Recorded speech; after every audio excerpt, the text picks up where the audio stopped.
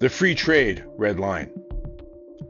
Mark Carney is often described as a free trader. He frames himself that way. But if you look at his record, that label doesn't fit. He's not a free trader. He's a government-directed, centralized planner.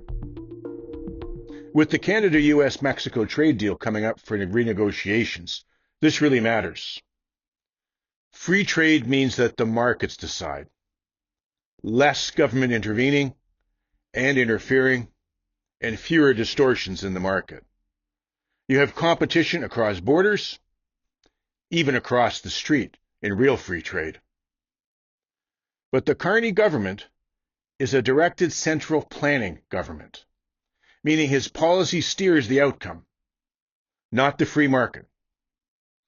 Subsidies to big foreign national companies he gives all the time.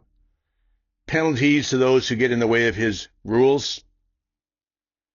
Capital flows in Canada are shaped by his rules. And that's a very different way than free trade. Look at the pattern of his actions. Through initiatives like the GFANZ group he led, he ganged up with capital lenders and allowed capital to flow to companies that bent the knee and kissed the ring to his social governance and carbon rules. And he worked to deny capital to sectors exercising actual free trade and working for their shareholders. It all collapsed for him when Congress started to investigate that group's actions for essentially blackmailing companies. Massive green subsidies and industrial strategies aren't neutral markets. They're government-guided outcomes, like his mandate to end combustion engines, which he's finally dropped. That's not the free market. It's anything but. Canada's dairy supply management system remains heavily protected by Carney, and that's the opposite of open competition.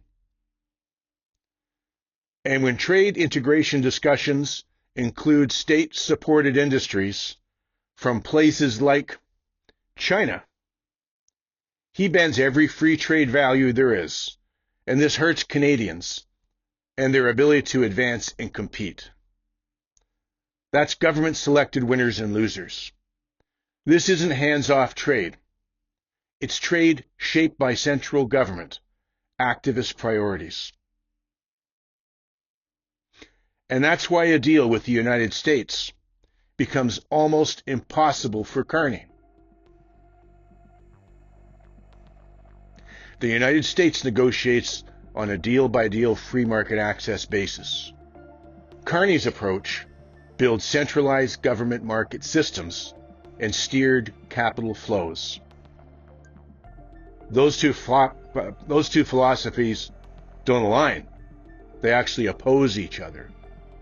So the issue here isn't personalities. It's principles and, funny enough, values.